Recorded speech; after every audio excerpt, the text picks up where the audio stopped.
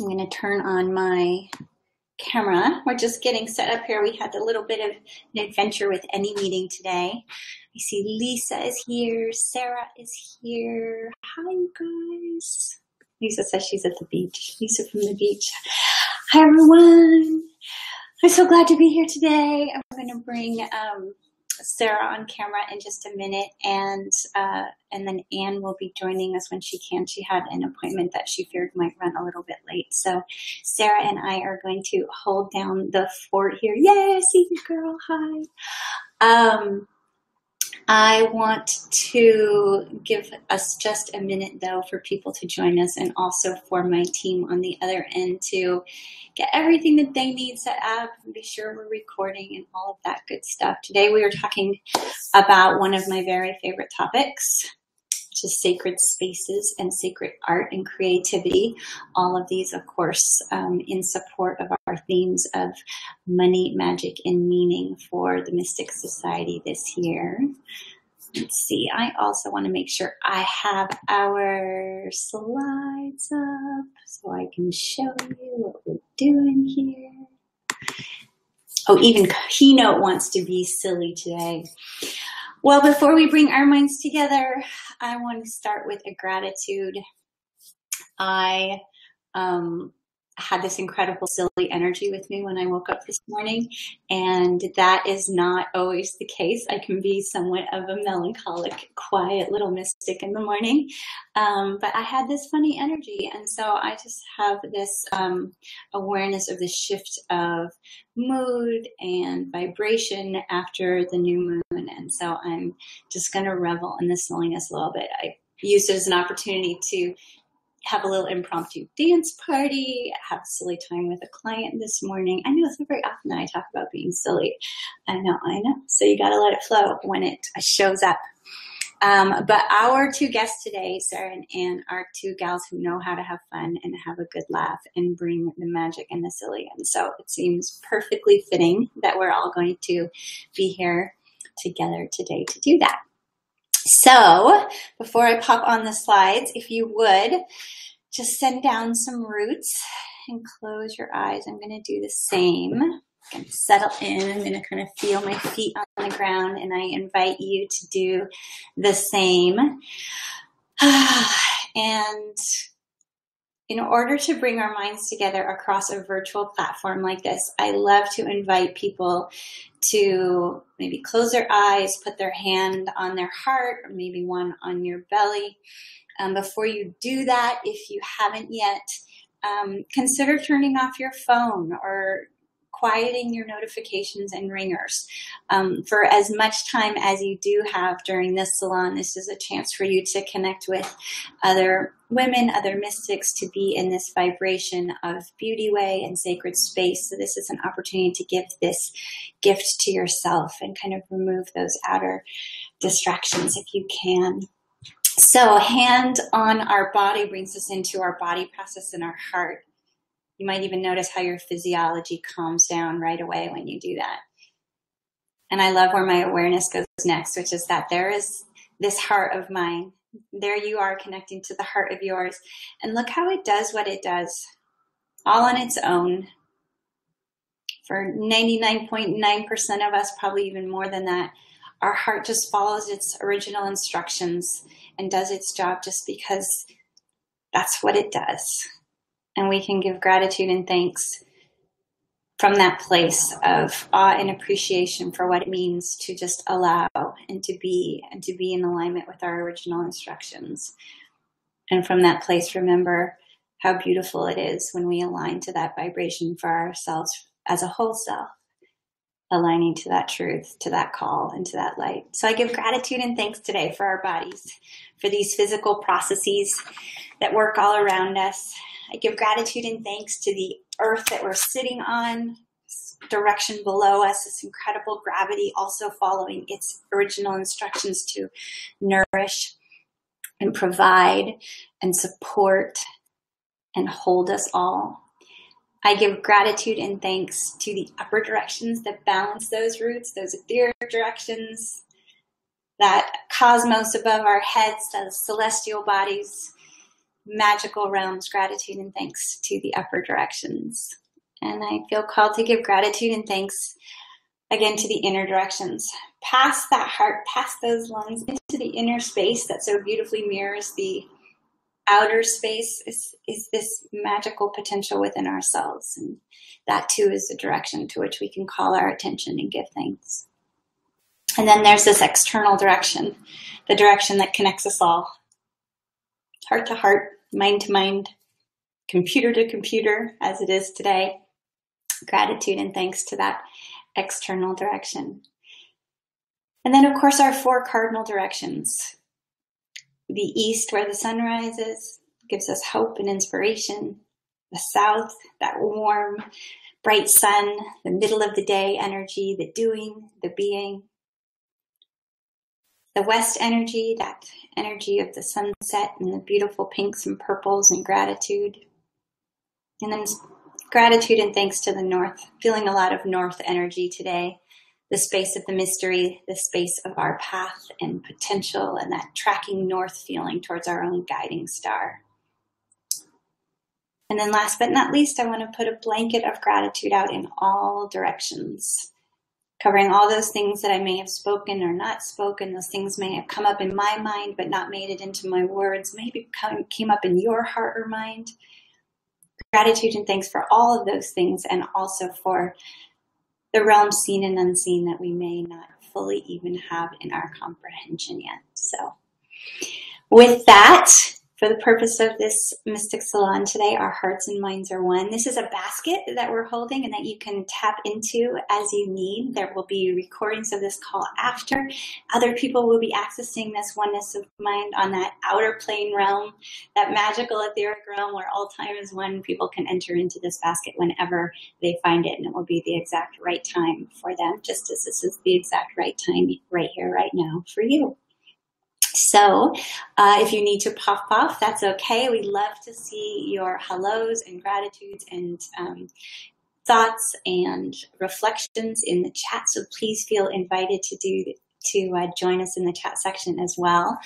I'm just going to, okay, great. Looks like we're recording it all as well. So I'm going to pop up some slides here, and here we go. So we can talk a little bit of our actual topic for today. You have found your way, as you know, to the Mystic Society Salon. This is April. Here's a little overview of the first 6 months in the Mystic Society. Our themes, as you know, are money, magic, and meaning, and each month of this year will be in support of those themes and in support of the intentions around what those bring into our lives. We did manifestation foundation in January, accessing attraction and alignment in February. March was all about intuition and divination and these super sweet other ways of asking questions and getting answers. And this month, April, is one of my absolute favorite sacred spaces and sacred arts. And I have 2 amazing women and masters, mistress, goddesses of their arts joining us today, Anne Hayman and Sarah Love. You're going to love them as much as I do. I'm so excited to have them here today. And then, of course, May and June will have their own topics and so on and so forth. And if you are in the Mystic Society, you can access all of the recordings and monthly content in Simplero. Otherwise, you can join us live for these calls each month. So, as I mentioned, we're talking about sacred spaces and sacred arts. I want to introduce myself a little bit for those who might be finding us for the first time. I am an ex-corporate girl turned eco-family homesteader and found my way to entrepreneurship along the way. I create transformational apps and lead the Mystic Society and work with new paradigm businesses and nonprofits to find new ways to walk in the world and look at more than just the bottom line, while also shining their brightest lights in the world. I feel incredibly honored to be doing the work that I'm doing. Here's a little overview of some of that business landscape. But you have found yourself to the mystic side of my own medicine wheel, to the mystic side of these ways that I am expressing my own passion and purpose in the world. So I'm so grateful to have you here. I get asked a lot, what is this mystic universe? I think because I do a lot of different things, and I created what I thought was this really nifty little graphic, and it turns out this graphic is incredibly confusing to people, so it needs to be replaced. But for now, this is what we have, and that little star, like the Disneyland star, like this is where you are on the map, is the Mystic Salon. The Mystic Society is a paid community and mentorship, but these salons are both available within the community and the recordings on our shared space and connected to other content, but they're also an open door where people can experience the Mystic Society for the first time. So that's why we have this little picture. People hear a lot about the Mystic Mastermind and being part of the Mastery Program, and those are private paid programs and mentoring groups, but the Mystic Society is kind of our opportunity for people to come together at a really accessible price in a community and share what it's like to be on this mystic journey together, not just in the context of our purpose and our path and our business, but also who we are as people, our lives, our relationships, and beyond, because of course it's all connected. So what exactly is the Mystic Society? As I mentioned, it's an online community and program. We also will have a retreat in the fall. Our lovely Lisa Wolf is helping scout out where that will be at this very moment. And then also rituals and ceremony. I especially love observing the moon ceremony. So we do a lot of that in the Mystic Society and tie it into our own personal rhythms and community rhythms, but also our manifestation rhythms. So our agenda today, I'm going to just touch on this so briefly because I really just want to get Sarah on camera here and start chatting and introduce you all to her and get to the space where we can share and ask questions. But so what is sacred space and art and creativity? I mean, this really is the root of the magic and the mojo and the manifestation in my mind. It's how you actually experience your walk in the world and your life. Sacred spaces to me are all spaces that you've brought intention and beauty way into. I think they're important not only because they're fun, but also because it's truly powerful to bring intention and to make a space sacred, whether that's in form, as we talked about in the monthly content, or whether it's your virtual spaces. You can certainly think of your email and your websites and programs and even art or blogs or books you might be writing. All of those are virtual spaces that we tend and that can hold an energy and an intention and a vibration. And the art and the creativity, I'm going to really let Sarah speak to it, but it's this unbelievable way we tap into the flow of the universe, to our own guides, to our self-expression, and we make the experience of how we walk in this world so much more delightful and colorful and connective. So every month we talk about how is this connected to the mainstream, the real world, inform, the process formerly known as, and we talk divination and intuition. I like to reference how it's really the process formerly known as decision making.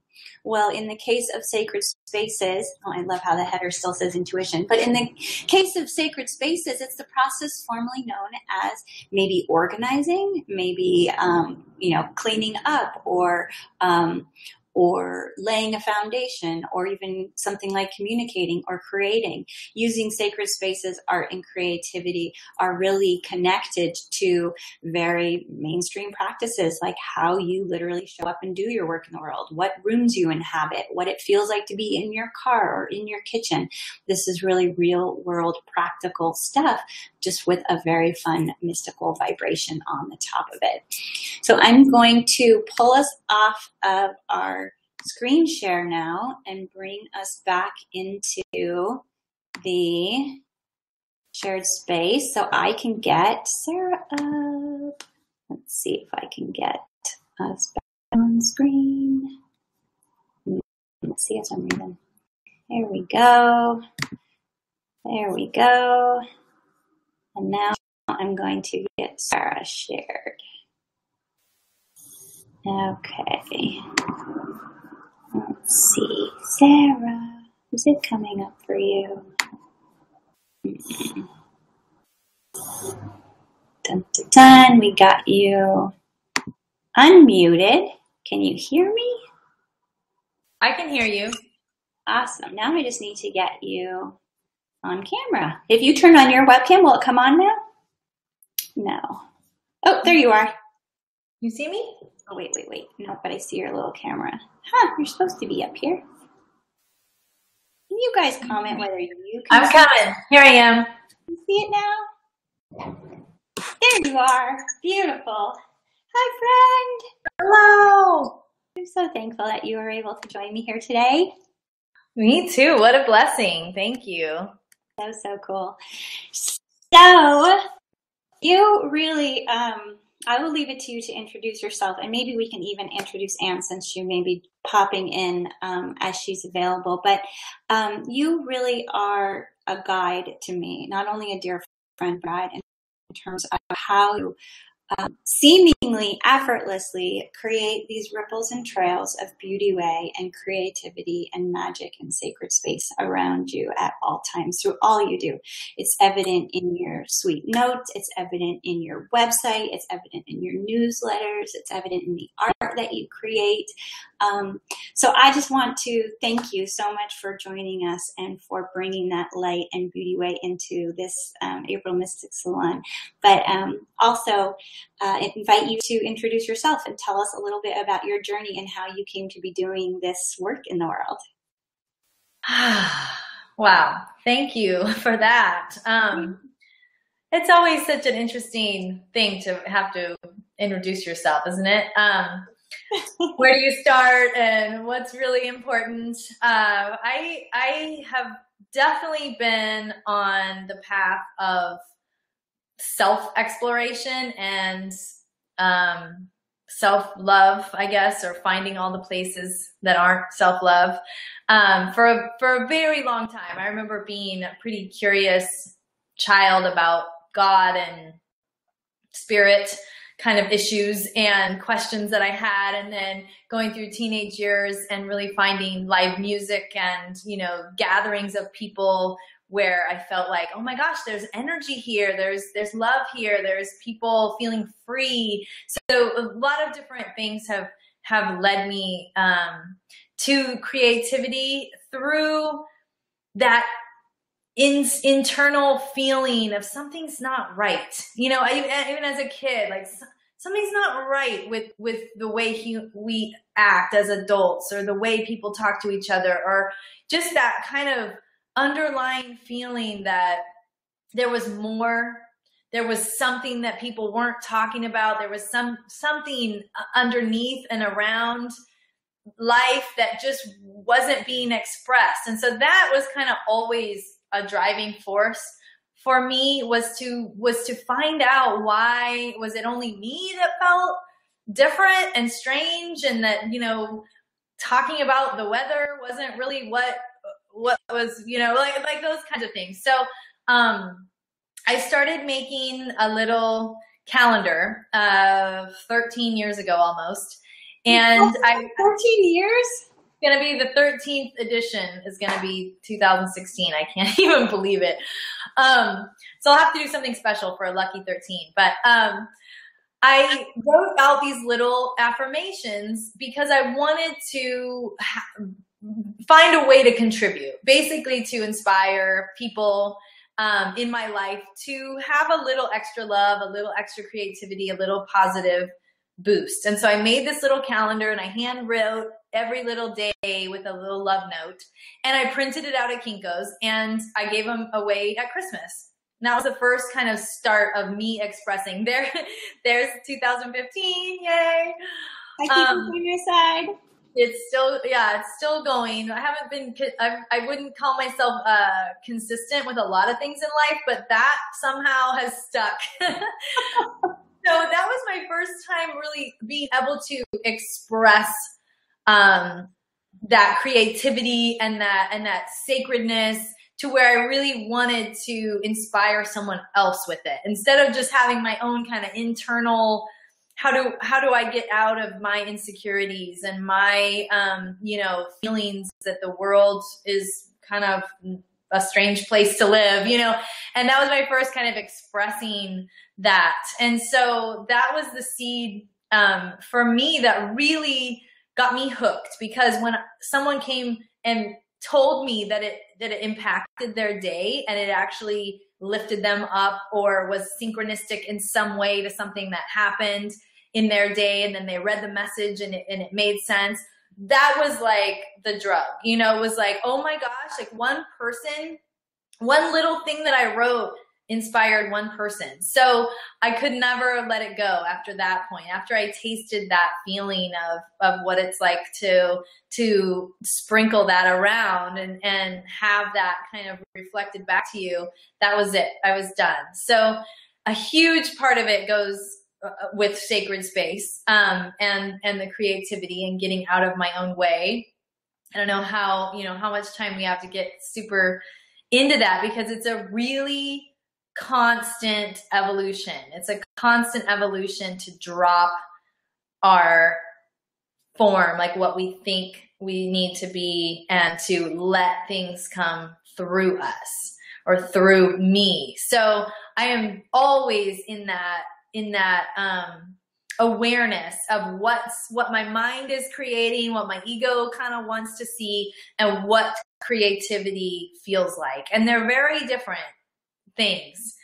And so, basically in my practice, when I make art, I light candles and I burn sage and I draw a card and I do a lot of sacred space creating, because it's my way of telling and asking spirit, okay, I'm here. I'm really wanting to create with you and be a vessel for you. So sacred space to me is that thing that it goes from tasks and to-do list to, okay, spirit, right, I'm here. The candle's lit, so it's these physical acts that help me to pause and say, okay, now is sacred time. Now is creative time.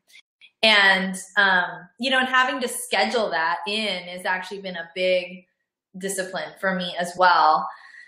But I love to make everything a ritual. I mean, I was listening to your recording with the Manifesting Masters today. Very cool. Yes.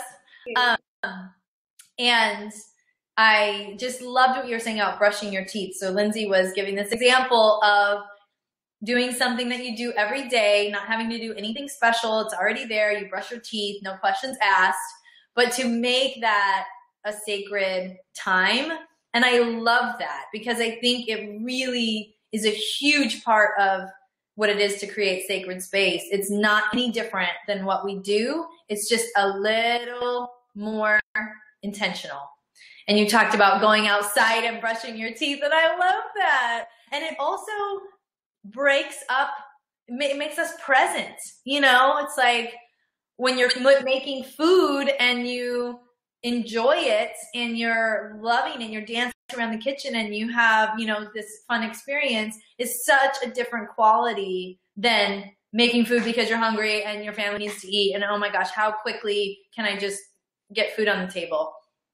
It's physically the same experience, and this, the same kind of outcome is just being fed, but it's completely different of what you create and how you create and the energy in the food and all of that. And so I think that creating sacred space is a really huge healing practice of being in your life and having a magical life.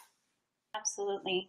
And I want to just tell everyone, part of what I just love about your personal medicine wheel, your full manifestation expression of your light, is that you are an artist and you do create sacred spaces and you have this love for the physical medium and music, but you also worked with clients and you've helped people move through their own blocks, and you lead your own gorgeous circle and tribe of women on a transformational journey. And so I know from where I sit in the mystic world, I see some recurring perceived blocks of women to accessing that magic or that flow or that whatever. And I know in the toothbrushing example, you're bringing up my reference to how we have this limiting belief that we don't have enough time to bring magic in or to bring nature in, and that we can find this little thing and take toothbrushing and we can activate it and bring intention into it. I know space is another one. And so when you presence, even just lighting a candle, you can do that from anywhere. You don't have to be in a cathedral, a temple, the perfect house, the perfect job. You can bring that magic and intentionality in just with a candle. What are some of the other common blocks you see to women stepping forward and allowing themselves to create sacred space or bring beauty way in or access their creativity? I see a lot of reprogramming. I see the blocks being kind of the old story and the root in worth. Like, to take time and to brush your teeth and make it a sacred thing is really an act of self-love. It's an act saying, this is a special moment. This is a special day. I am special. I deserve to pause and commune with my morning or with my, whatever that is. And so the old way, the block, I feel like, is that we are up against not having the examples, most of us as women, in our mothers and our women in our life. Everyone came before my mom, and in my life, it's been the same thing. The only time I could do something nice or have sacred time was if I got all my chores done, did my whole to-do list, made sure everyone in the whole world was happy and liked me. And then once that impossible feat was accomplished, then I can go get a pedicure. I can have a massage. I can lay down and meditate. I can redo my altar. Whatever sacred is, that had to happen when everything else was done, or there was guilt and who do you think you are, and all these stories that just pile up and rear their ugly heads. So I think it's a huge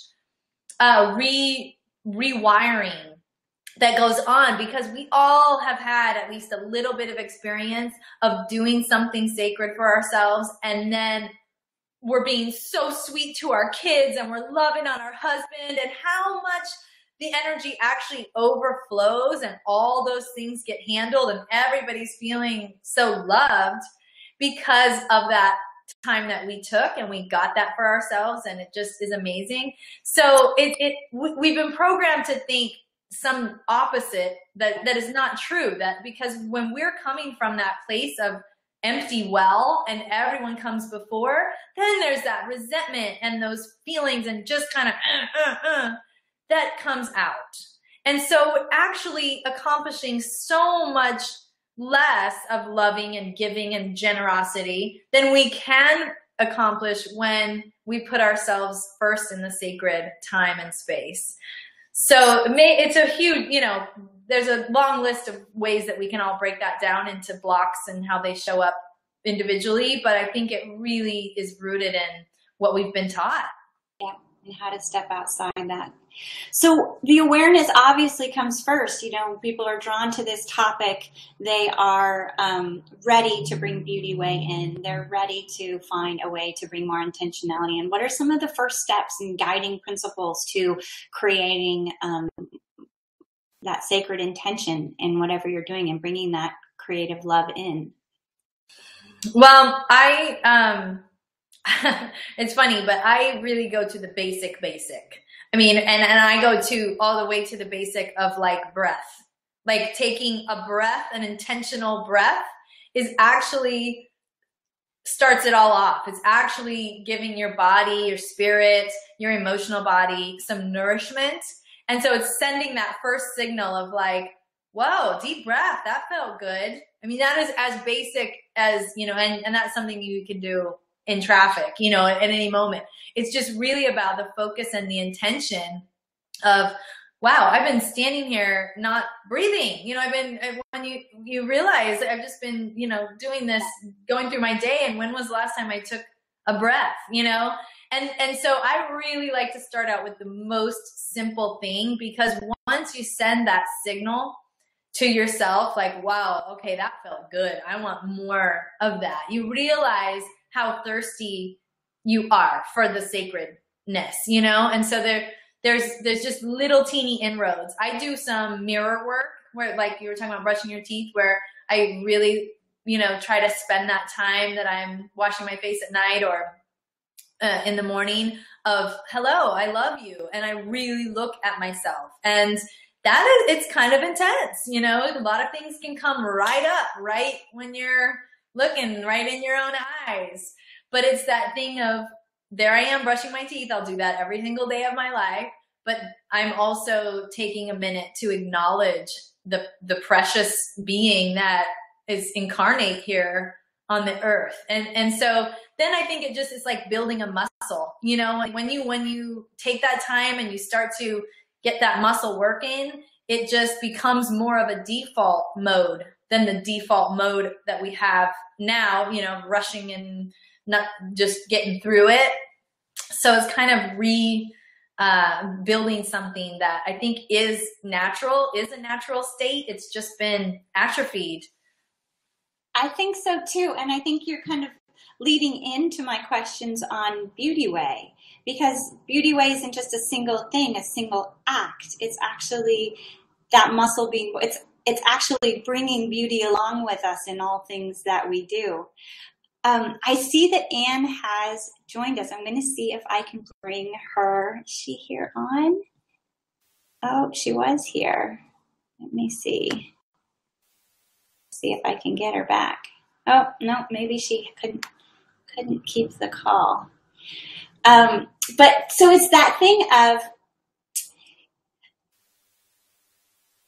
and maybe you can help me wrap my head around this more, the single act of creating art or beauty.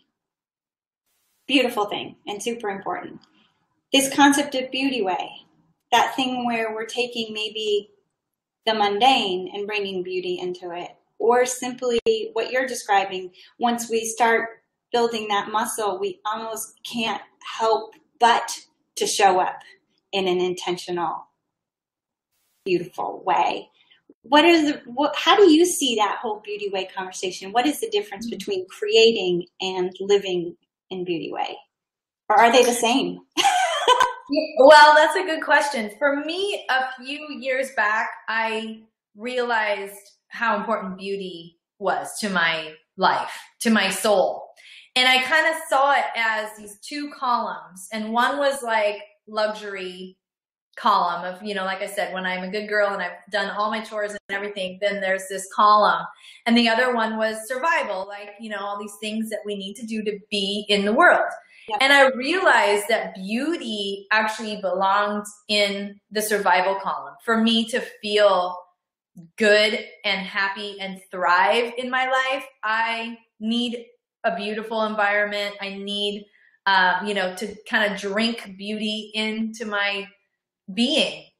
And it really shifted a lot for me, because I realized that there's a lot of things that we put over into this luxury column that are really actually secrets and keys to feeling alive and good. And I think of creative energy as life force energy. You know, I mean, the more you can open the creative channel, the more there's life flowing, because that's what life is creativity.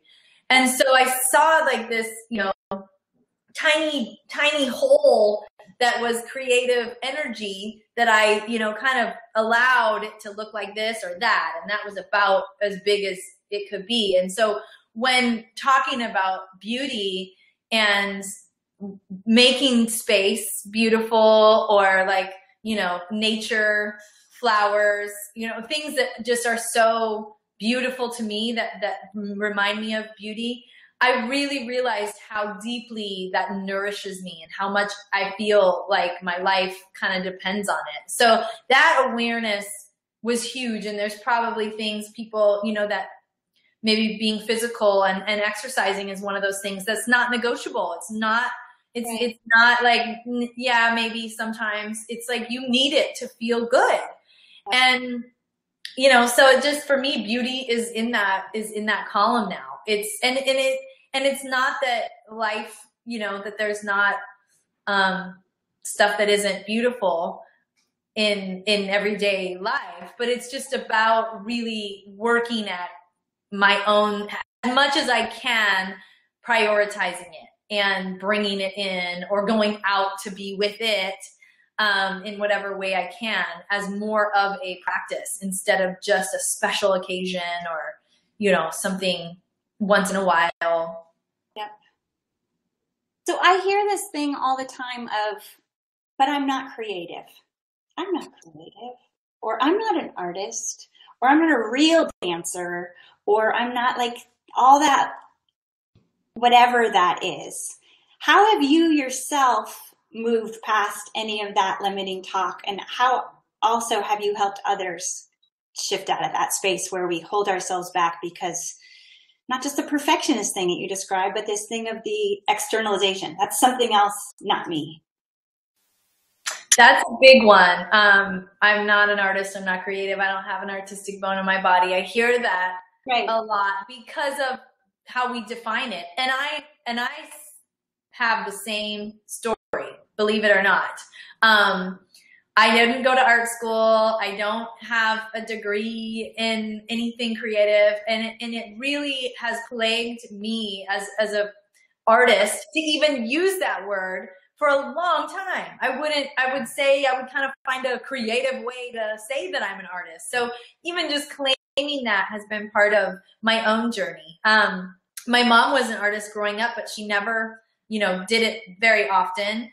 And she can paint portraits of people. So for me, that was real artist. I paint abstract, creative, just flow. And so she's a real artist. I'm kind of the, I paint butterflies and flowers, so there was always this comparison going on around creativity. And I think that what I like to guide people in doing and really kind of sourcing that is to think about being a child and to go back to any memory of joy, whether it was making a mud pie or learning to sew with your grandma, whatever creative act that you could do all day long and never think about, just going back to that space to access the truth that, yes, of course you're creative. We are all creative. Some people are creative rebuilding a car engine. To me, that is like magic. Like that, I don't even know how that works. Some people are creative writing code. I mean, that blows my mind. It blows, my brain off to think of what that means to make something on the internet that looks like something. I could not do that. Some people are, cook and garden, and there's so many ways. So it's just about dropping those comparisons, which I think is, a theme for all happiness and joy in life, is to drop the categories and the compartments that we put people in and things in, to say, this is art, this is creativity, and I don't have it. Because it's just a matter of what is it, what lights you up, what inspires you. And there's always something, you think it could be watching movies and finding, little hidden things that no one else sees. I mean, it can look like anything at all. And so it's just a matter of pointing out, breaking it all down, and not holding up these definitions that we've had in our culture, and that, kind of build up these little roles of this is what makes an artist. I think everyone's an artist. I do too. And yet, right on the heels of that claiming, I can be creative, I can be an artist, I can be sensitive, I can be service-based or soul-based, is this next challenging corollary, which is that whole starving artist thing we come up against. And, making money and having a viable career and allowing financial abundance and flow into your life is a huge theme of business alchemy and the mystics in general. And it's a passion of mine. And yet Just like I don't have an artistic bone in my body, this thing of the starving artist or the starving healer is still super, super pervasive. And I know you've had your own journey, but also you've had a tremendous year of aligning to your truth and purpose, of bringing your creativity and art to the forefront, of growing a business and growing a co-creation and a collaboration beautifully. How have you navigated around those kind of deeply ingrained stories that we have as a society that somehow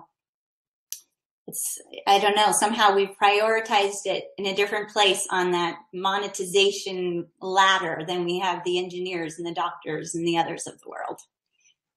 Yes. My big story around that was like, you're lucky people get to be artists. Like I really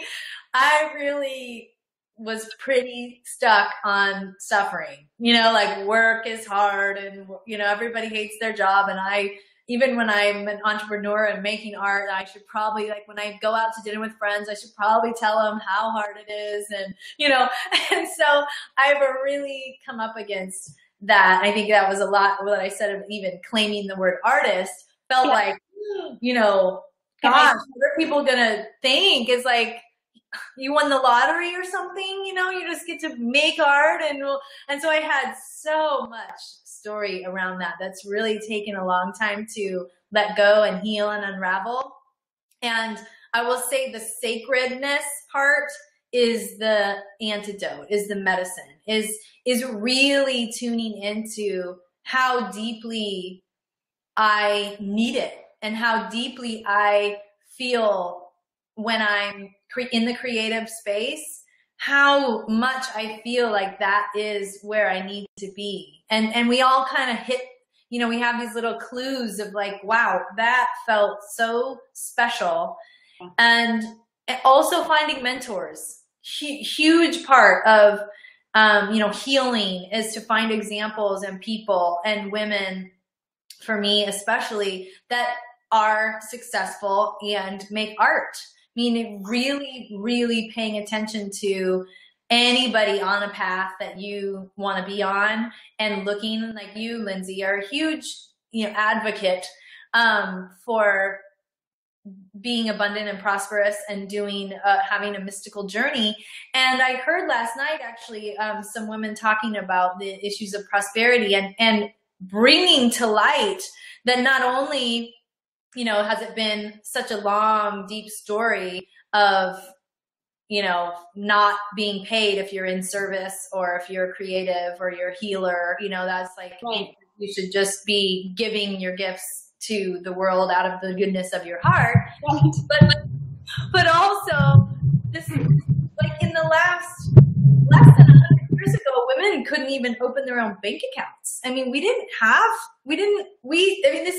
This is big stuff. Long-standing cultural norm. Women were actually property, not very long ago. And then to own property or to have your own flow of income is very new. We are total revolutionaries just for having these conversations, so, and that's what fires me up. I love to feel like there's this purpose and that, generations to come of young girls are going to be, more empowered because I'm facing my own demons and paving the way, and so I just love to kind of create a larger context for sometimes when I don't really want to do the work and maybe I should just get a job and just go back to, which of course I feel like I'm permanently unemployable at this point, but it feels like giving yourself a little extra purpose, looking at the past and looking at the future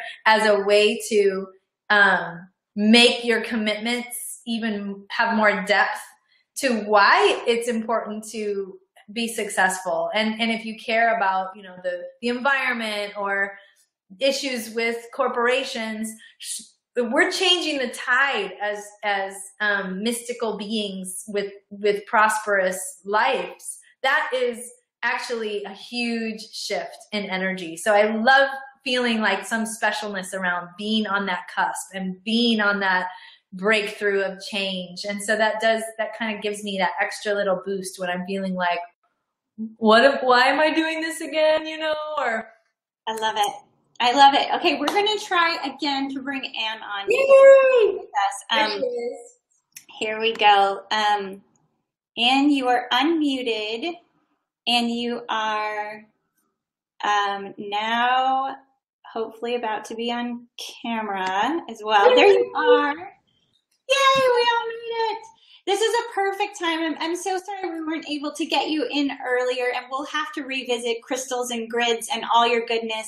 And I want to give you just a second to give a more full introduction, Anne. But this is a perfect time to segue you in, because we're just talking about kind of this new paradigm of claiming our place and being a revolutionary, and moving beyond limiting beliefs like I'm not creative or the starving artist paradigm. Well, another big paradigm out there holding us back is this sense of competition, or women against each other and not together. And yet, when we talk about manifestation, we talk about alignment, we're talking about co-creation.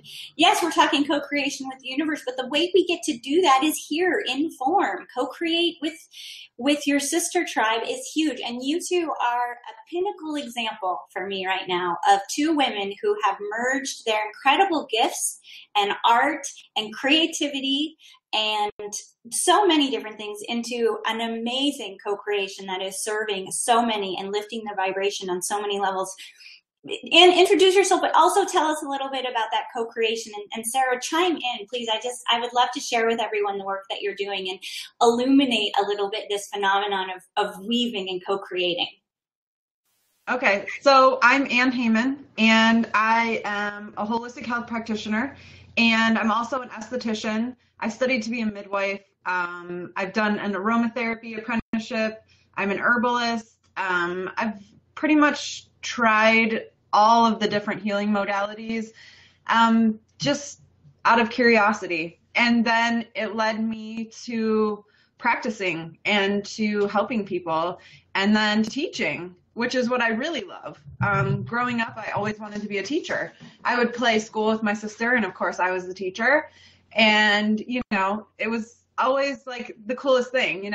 I loved sharing and being the one just to shed some light on things. And for me, I really didn't think that people would want to learn about crystal grids or learn about moon rhythms or anything like that. So when last year I did some work with Permilda, and she really pulled that out of me, and she said, this is what you're here to share. And I'm like, I don't think people want to know this kind of stuff. She's like, why don't you just test it and see?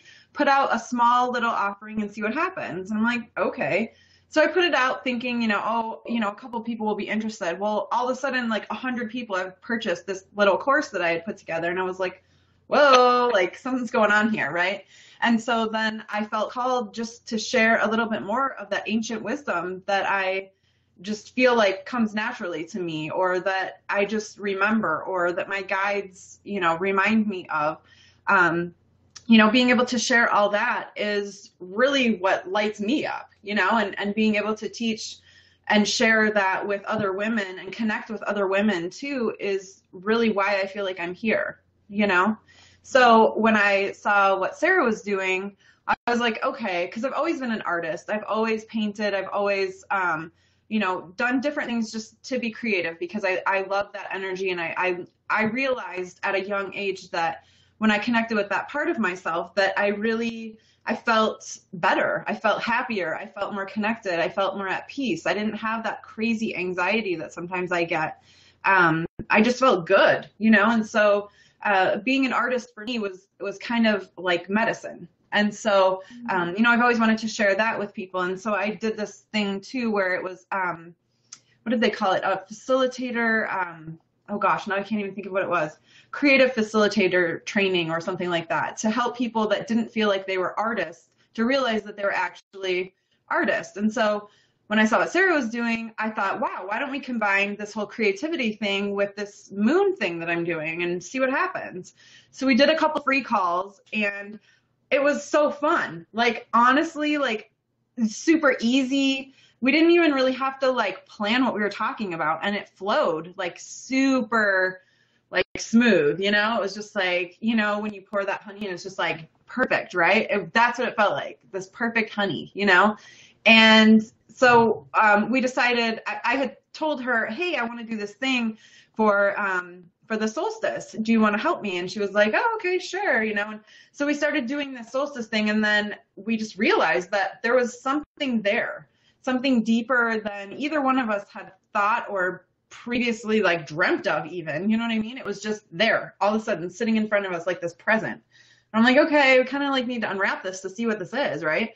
And though, you know, we looked at it and we opened it up, and it was just like this beautiful gift, this beautiful sisterhood that we could see, that we could feel, that we could, you know, we could touch. And it was like, let's bring this into the physical reality. Let's bring this to the world. And so we just started, you know, talking about what it looked like to both of us and what we felt like and how we wanted to feel and how we wanted the women that were a part of our circle to feel.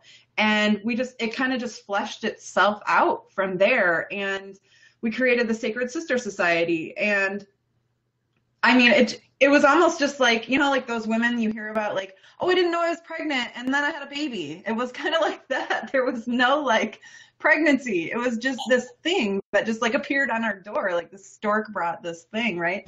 This baby to us. And it's a sacred baby. It really is. It's like almost like, you know, we are entrusted with this life, with this, you know, with this energy. And I feel incredibly honored and blessed to be able to be the one facilitating this. And with Sarah, you know what I mean? Like both of us together, I feel like we're like this complete thing, you know, because and it's so funny too, because when we started talking about our astrology, it was like, she's like, oh, I'm an Aries. I'm like, oh, that's funny. I'm a Libra. Like, I love Aries people, you know, like we always feel like we have like, you know, two pieces that come together just so well. And then we started talking and I find out, oh, she was born like right around the spring equinox. And oh, I was born right on the fall equinox.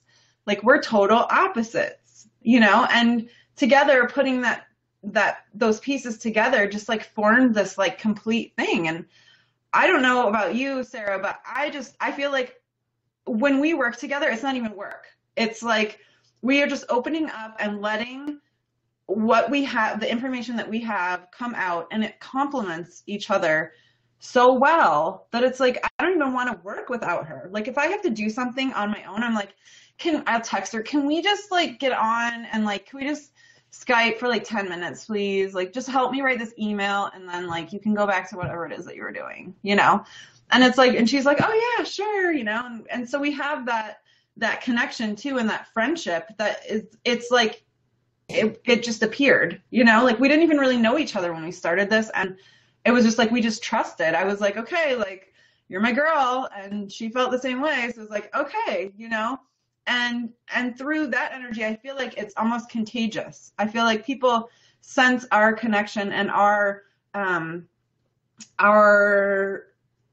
synergy, you know what I mean? And it's like, it's attractive. And I think that it draws the women that we felt like were coming to us, just us being naturally who we are.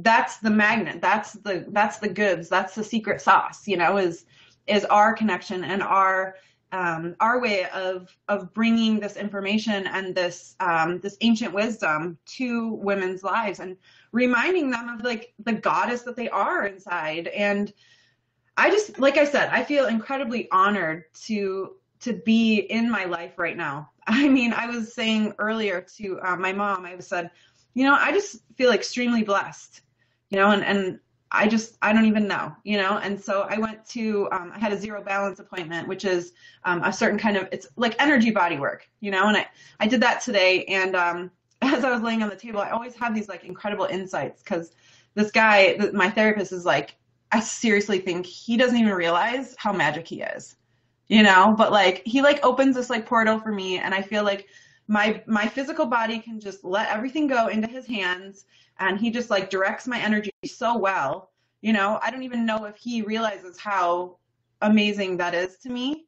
But while I was there, I just really felt like this huge like wave of gratitude, like kind of just washed over me. And I really felt like so thankful to be in the world right now. You know, I know a lot of people are like, oh, it's so painful right now. It's so hard to be here right now. And I'm feeling the opposite, honestly. Like, I feel like right now we are on like the verge of this huge love transformation.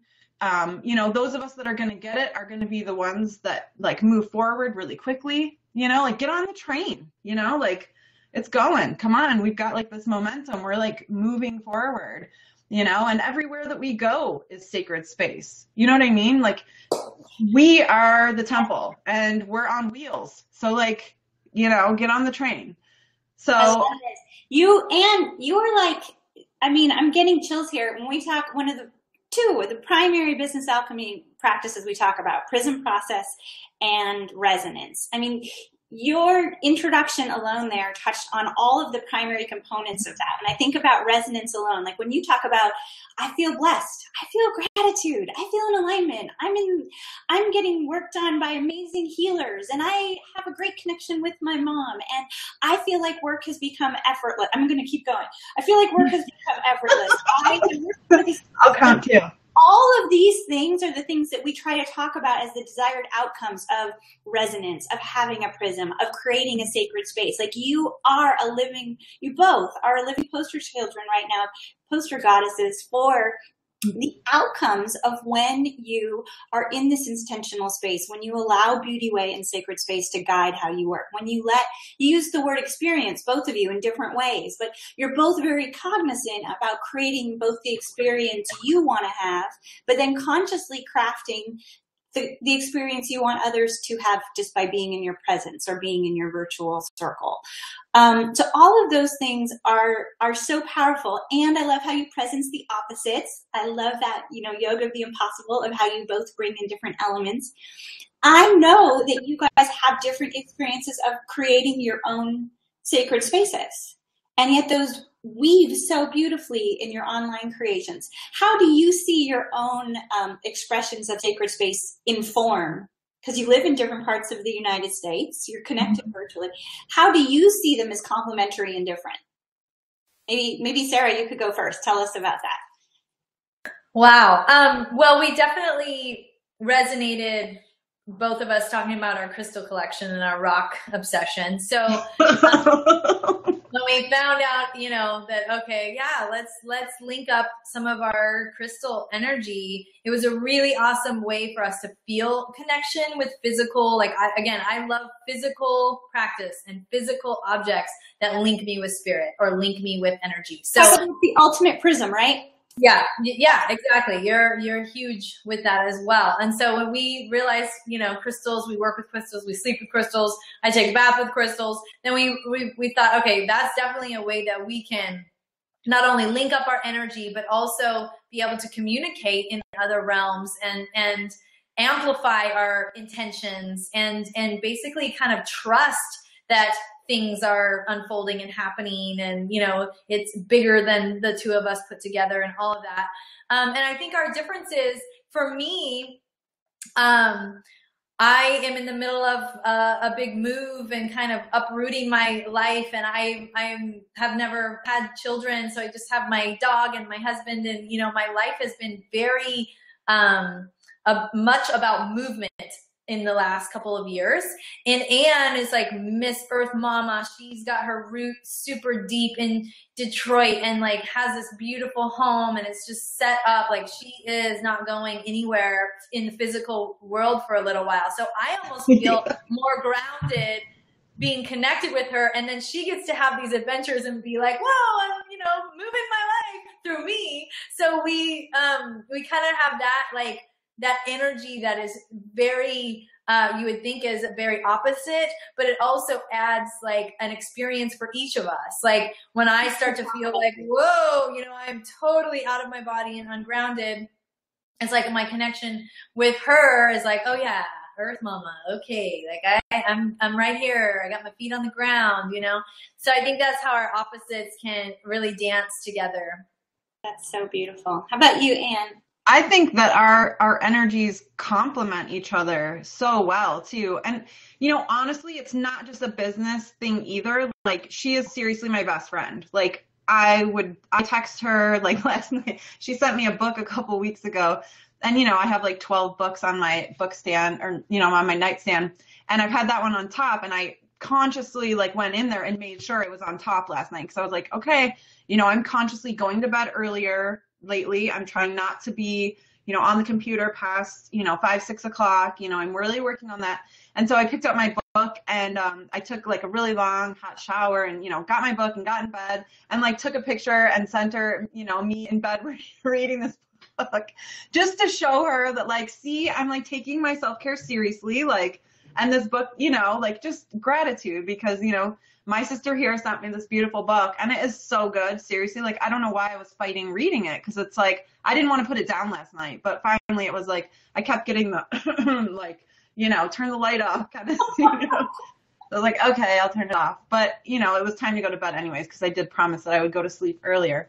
But, it's stuff like that. It's like she reminds me to like take a bath, like she reminds me to like go outside and go for a walk, like get out your paintbrush and paint, be creative, all these things that I slack off on, she's there to remind me. And it's not in a nagging way at all. It's in like, hey, like the most loving way possible. Like when I forget to email someone or if I forget to send out crystal grids to people, she's like there to remind me and to help me like stay on track. And I am the kind of person that does not like to be told what to do at all. So I find that our connection really helps me to move forward and to stay on track I don't ever have that like ambivalence to her telling me what to do ever. I in fact invite it and I'm like, hey, if you see me slacking, please say something in your gentle love way because it really works for me, And so I don't know. I just feel like our business relationship and our friendship kind of just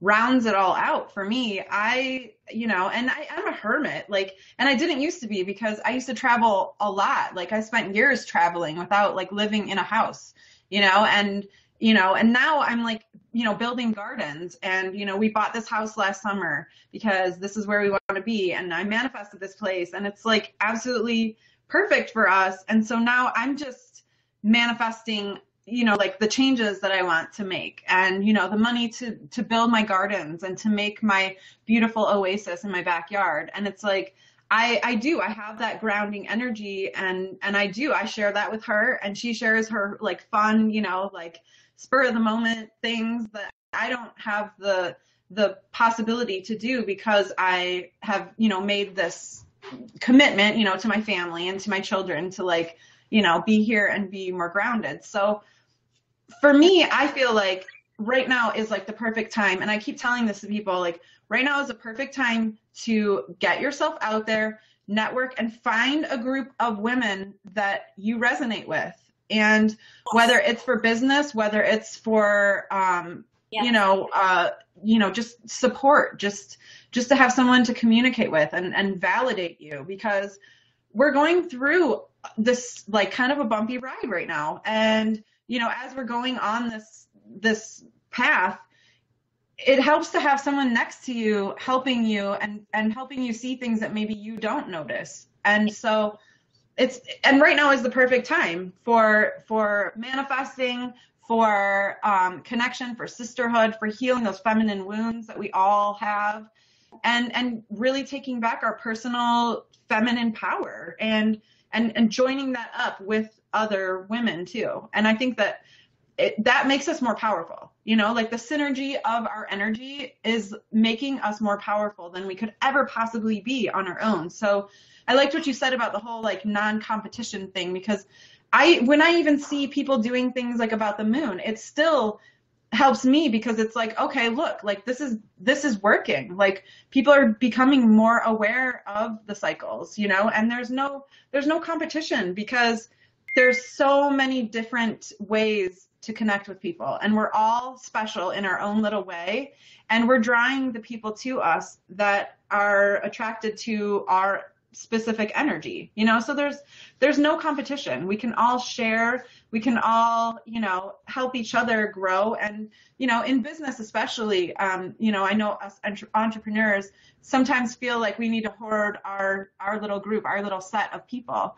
But I feel like I want to share everybody with, you know, with my sisters, you know, because I feel like everyone that I know, like, you know, you, Lindsay, with the work you do, and Sarah, especially with her mantras and stuff, I want to send all of my people to work with you, you know? So it's like, that's what I see things changing. I see us from going in our little cubicle world to our circle world, to our, you know, our connected virtual, amazing circle world, you know, with powered by feminine energy, powered by our synergy.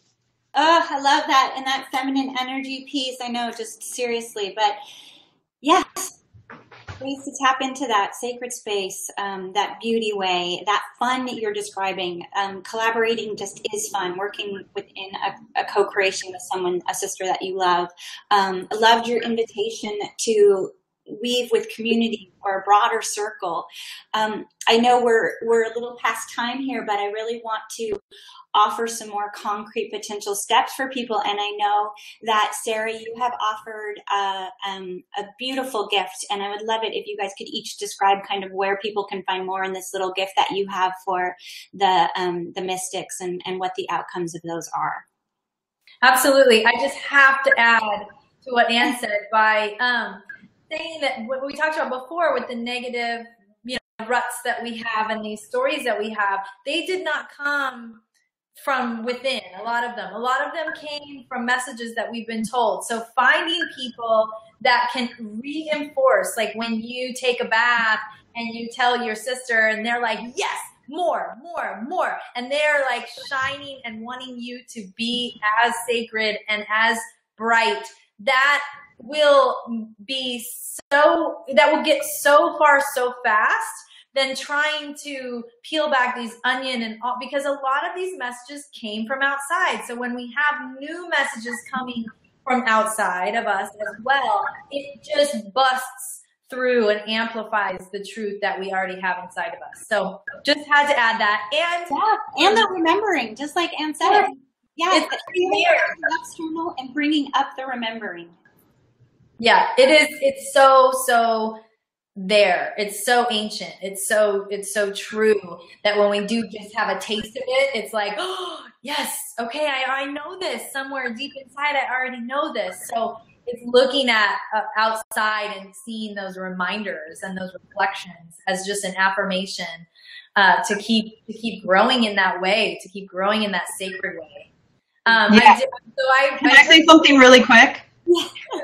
The feeling, I don't know why I'm being called to say this, but the feeling of knowing and having your sister it feels like a chocolate chip cookie tastes, a warm, gooey chocolate chip cookie. That's what your friendship means to me, Sarah. I love you. Like that. Oh. Yes, and you know, the sisters, it's just healing. It's just a lot of healing to have sisters in your life. That is healing a lot of lineage stuff. And so I'll say something about the video. So I put in a link to a video, my very first time distilling down my self-loving practices. Over 20 plus years of my own journey, I finally wrote a list of 10 of my 10 important things that have healed and have brought self-love as a real thing in my life, that I actually love myself. Yes. And I want you to love yourself too. So it's about a 15-minute video. It just breaks down what I've worked on for a couple decades. And then there's a little PDF that lists the 10 things. So if you watch the video and you don't want to take notes, just print that out and it'll be like a little reminder. Such a treat. Thank you. And don't forget, can they still get this year's calendar? They can. For limited supplies are still here, but going fast, and they're on sale right now for the magical price of $8.88. My dear. My favorite. So we'll put that in the Mystic Society as well. We'll include it with our email that goes out. And you also now have an app on the iTunes store so we can get some little daily love bombs. And we also can find you in your co-creation with Anne. So tell us a little bit about those, and then we'll let Anne share her goodies too.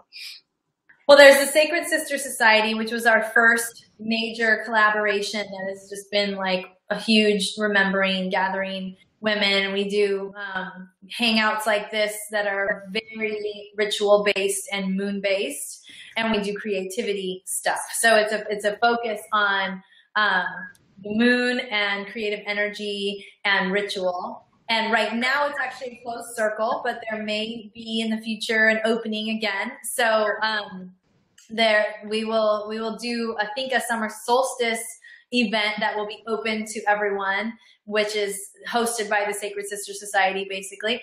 And then we also have started a new offering with an astrologer, a beautiful, amazing sister named Vanessa Cuoto, who's part of some of our circles. And she is offering her amazing wisdom on every new moon. So Anne and I do a hangout with her where we combine our kind of magic, our special sauce with her tapping into what's going on in the cosmos. And that is going to be an ongoing subscription. So we do that once a month, and then we send out a full moon report with horoscopes that she writes, very, very detailed and very specialized. And that is called Astro Wisdom, which we have a Facebook group and things like that going as well. And then my website is istandforlove.com, and you can find out all about everything and the groups and my work with Anne on that website. Wonderful. So many great options. I encourage everybody to go experience these online circles and spaces, and even just being on the websites, you're going to feel the results of having this type of resonance-based, intentional, creative sisterhood right there. You'll feel the difference. It's amazing. And I know we're going to have to revisit the topic of crystals and grids, because I know people really want to know more about how to do that. But tell us a little bit about your work and where we can find you. So I have a couple different things going on. Right now I have annhayman.com, which is kind of like the headquarters of everything. And then I have a couple offerings. One is the Holistic Lifestyle Makeover. And that has been something I've been working on for a long time. And by that, I mean like over 10 years. I started putting it together as a live experience and tried to do it a couple times and just had like disaster. And I'm talking like fires, houses burning down, like that kind of like weird, hurricanes, just weird stuff. That's like, okay, I guess I'm not supposed to do this. So I've brought it onto an online platform, which is, it's actually coming out very well. It's easy to transfer from, a live event to a virtual one now that we have all this technology. It's amazing. So I'm really excited about that. I have that. I'm going to launch that in a couple weeks, and I'm going to have a free interview series coming up that's going to go along with that. That's going to be really cool. And then I have a couple different little things. I'm going to do some crystal grids where people can pick an intention, and I will mail them a crystal grid. And it'll already be charged, and it's going to be ready. Yeah, that's going to be another thing, another collaboration with a sister who creates the most amazing grid boards. So that's another way, because I feel like now for anything to work, I have to work with somebody, because it's like, okay, it just makes it so much more fun and ease, and that's where I'm at. So I'm finding all these different ways that I can collaborate with different sisters. So, I have a lot going on. I teach, ancient wisdom every week in my emails. I do a moon report, and I'm always doing crystal grids and things like that around new and full moon. And, I just love doing crystal grids. And so for me, being able to do that and having people be interested in that just blows me away, kind of. So I created a video called Creating Sacred Space for Your Life and Business. And so it also comes with a worksheet, a PDF worksheet that can help you to get clear on your intentions and all of that regarding your sacred space especially for your business, because I feel like that's something that's so important and so under discussed. So I have that available for your crew too. That's so sweet. Thank you. Yeah.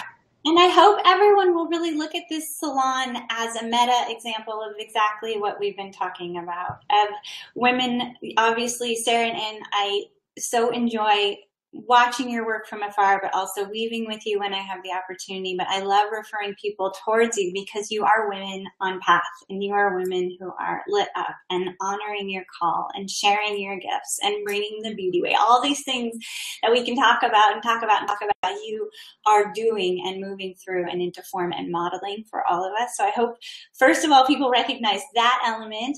I hope that you got some actionable ideas for what you can do to start to access your own creativity and bring the beauty way in and take some creative steps yourself. But I also hope you were inspired by the co-creative nature of this salon, of having three women together with different viewpoints who are all kind of talking the same general language and hearing their own beat of that beautiful distant drum, but also knowing that in doing it together, we rise together. And like you said, it just feels so fun to show up and do these things together. So I hope people will be inspired to find ways to do that and to emulate the good work you two are doing in the world. So thank you so much. Thank you, Lindsay. You are a true beacon of all of this and more. Thank you. Major goddess. Yeah. I love you both so much. I'm super, I hold the intention of bringing a Lost Arts interview with each of you because I see you very much as the emerging leader in your respective fields, and I'd like to include you with those experts bringing these lost arts forward into the remembering. And I want to also encourage people, if you're not already in the Mystic Society, to come in and play with us. Sarah and Anne are two beautiful Mystic sisters as well, and so if you've enjoyed the vibration and light that they emanate, you'll very much resonate with the intention and vibration of that circle and tribe. Is there anything else you two want to add before we sign off? We also have a free Facebook group too for our group, Sarah. I forgot about that too. Yeah. So we'll have that link for you too. And I'm in a lot of these circles, and I can tell you I wouldn't be recommending them if I didn't absolutely love them, if they weren't the places that I gravitate myself for sisterhood, for inspiration, for moon wisdom, for astrology, for Sarah's beautiful reminders to be creative and to bring in the mantras and the intentions that activate our own true self, our own expression of creativity. So I do hope to see you in those circles and see you online. And I just want to thank you two, but also everyone for being a part of the Mystic Salon and the Mystics in general. So thank you guys. Thank you so much. All right, take care. Bye. Take care. Well, we're going to sign off today. I'll go ahead and say goodbye. I want to thank everyone. I want to thank these two beautiful guests for being here. And remember, you could find this recording inside the Sinclairo space, and you can also find us online at mysticsociety.com. So thanks so much, and we'll see you guys all next time. Take care. Bye. I got to figure out how to turn it off, don't I? Bye.